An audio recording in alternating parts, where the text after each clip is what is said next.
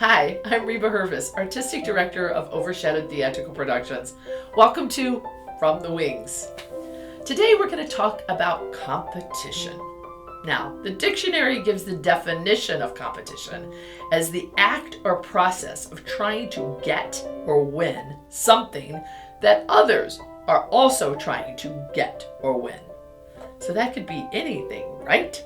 A job, a role in the play, first place in the national tournament of volleyball, an Olympic medal, any of those things. In fact, all of us need to learn how to compete.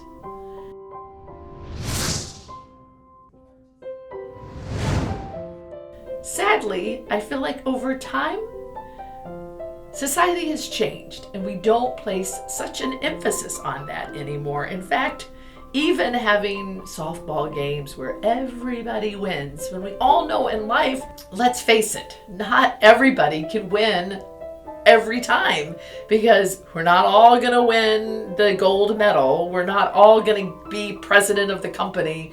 Recently, I was asked to judge at the local speech competition.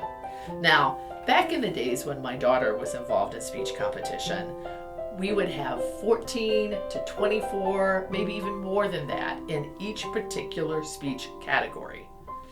On this particular day, I was asked to judge 6 different categories. I thought I'm going to be there all day and maybe see bad speeches, but I consider it part of my ministry to be a good judge. So I went in with a good attitude and very excited about what the prospects were of finding new talent.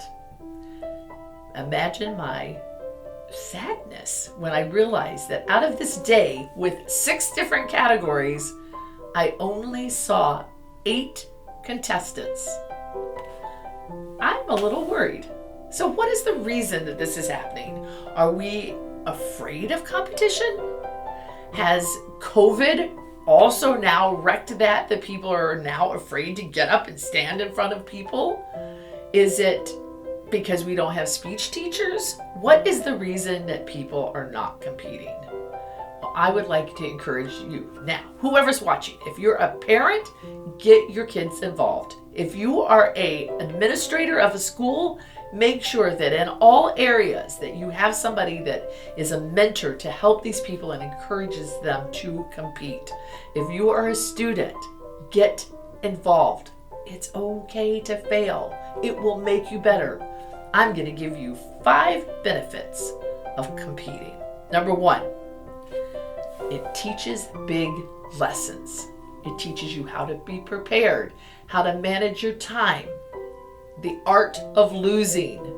Big life lessons that you will need whether you ever have to do public speaking or not. Number 2, it drives us to be the best that we can be. Not just good enough, but the best. Now you know that I always like to spill a little tea every once in a while.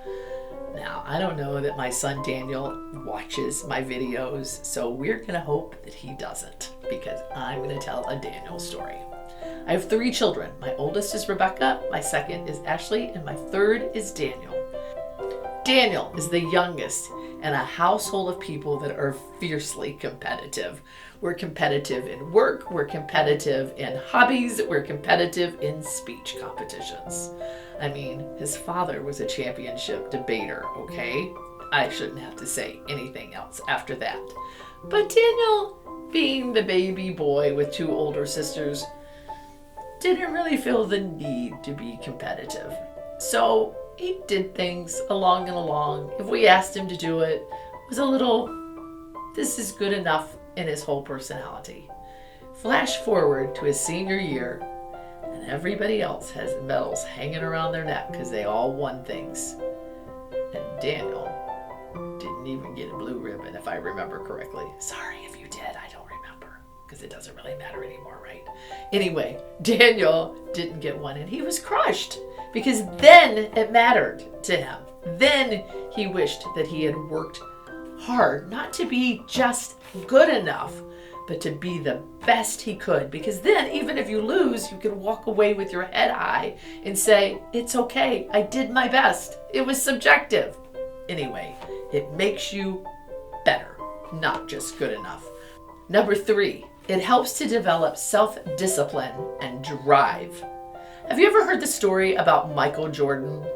When Michael Jordan was first playing basketball, I think if I remember correctly, he didn't even make it to a starting position on his high school team. But he started working on his different skills that he had. And at that particular time, his free throws were not very good. Thank goodness, if you're a Bulls fan, he worked on that, because we had a lot of years of enjoyment watching him, knowing that he was going to walk to that free throw line and make his shot almost 100% of the time.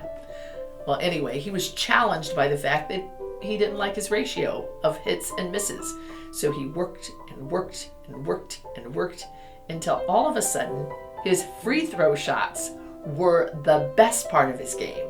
And so then he started working on his dribbling, and he worked and he worked and he worked and he worked until that was the best part of his game. Well, now his jump shots were not the best, and so he worked and worked and worked until that was the best, and all of a sudden the cycle continued. That's drive.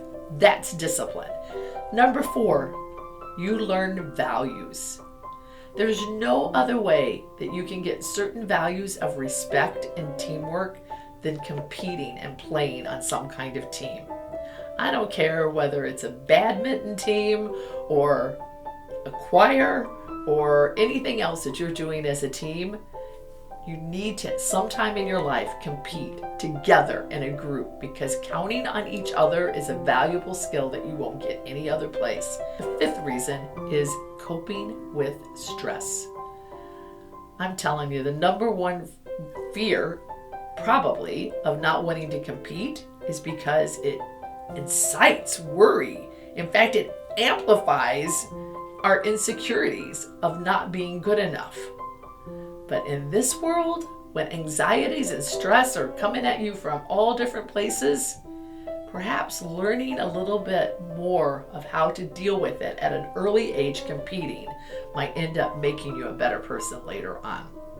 Maureen McCormick, who is an actress and an author, once said, "As soon as I hear the word competition, I get serious and start doing everything that I can do."